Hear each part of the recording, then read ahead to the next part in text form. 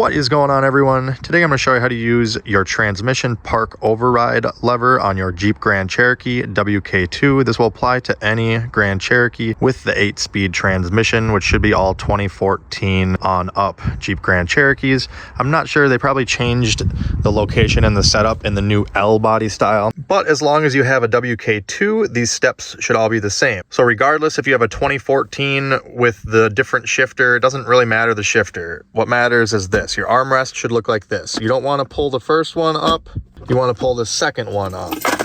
All right, so back here at the back where the hinge is for the armrest, get your finger underneath there or pinch it or use a little flat blade, however you want to do it. And it just kind of pulls up like so. See, there's a couple clips that holds it on. And here is our override lever. So you might be saying, all right, Tony, cool story. Why do I care about this? So if something happens where your vehicle is stalled and you need to push it off to the shoulder of the road, or you need to get it into neutral somehow to get it on a tow truck, if the battery's dead and you can't turn the ignition on and you can't shift it into neutral physically, if you cannot physically get this into neutral, this is how you got to do it. So that's why you want to know how to do this. Once you get to this part, it's very easy. This black here is just some tape. So I'm going to peel that, just rip it. And then you've got your orange lever. It's probably hard to tell here, but my driveway is actually a pretty steep grade. So you want to make sure before you pull this lever, make sure you're on flat ground and that you have your foot on the brake pedal. Pulling this pin is essentially the same thing as just shifting your transmission into neutral. You don't have your foot on the brake or it's not in park and you pull that, and if you're on a hill, it's gonna go rolling. So you need to be mindful of if you're on a hill and chalk the wheels if you need to and all that. So pay attention to all that. That's why it's got the owner's manual picture right there. And you see there's a picture of a lock right there. So you need to use something like your key to grab that metal silver piece there and slide it that way before you can lift this. You actually have to hold that over while you lift. That's to keep it from accidentally getting pulled. If you don't have anything handy to get you hooked onto there, take your key out, just slide that over, pull this out, and you can stick it in there, push forward, and then pull your lever up. You need to pull it all the way up.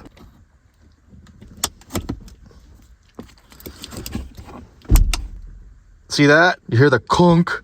It literally pulled the parking pin out. It's the exact same thing as shifting your transmission into neutral. And it gets a little tougher because it's pulling a physical cable. I don't know if you noticed, but when it got to about this angle right here, I had to pull harder and then it finally clunked. It doesn't go straight vertical, so don't force it any farther than that. That's as far as it goes. But so now if I let my foot off the brake, we're rolling. See that? One more time, using the key to slide it over while lifting at the same time. Clunk, there it went into neutral. Now to get this back down, you have to do the same thing. You have to first lift up just slightly to take tension off of the lock. So lift up slightly, then slide the lock with the key, and then you can bring it back down. You have to make sure you hold the slide lock over the whole time and make sure this goes all the way back down. Then, once you release the brake, vehicle should roll a couple inches and then the parking pole pin should re-engage and it should be back in park. So I'm gonna start the vehicle to verify. And as you can see, I am in park.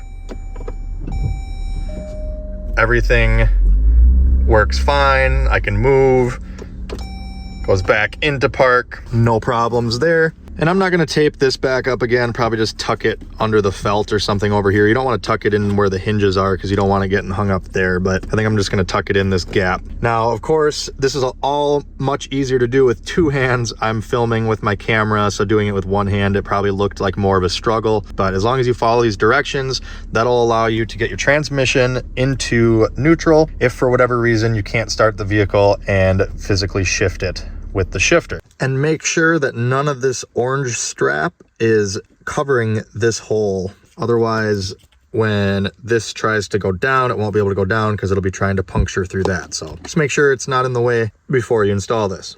So something like that, and then you'll go like this. Obviously you got your cutouts for the hinges, and you just line up the 4 little slots right here with the 4 holes in the center console, and then just push down. Should sit nice and flush. We were never in there. And then just click your key back in. It'll only go in one way. There we go. Hopefully this video was informative and helped you out. If it did, make sure you hit that like button, comment down below with any questions. Check out my other videos here on YouTube and check me out on all my socials. As always, thanks for watching. Have a great day.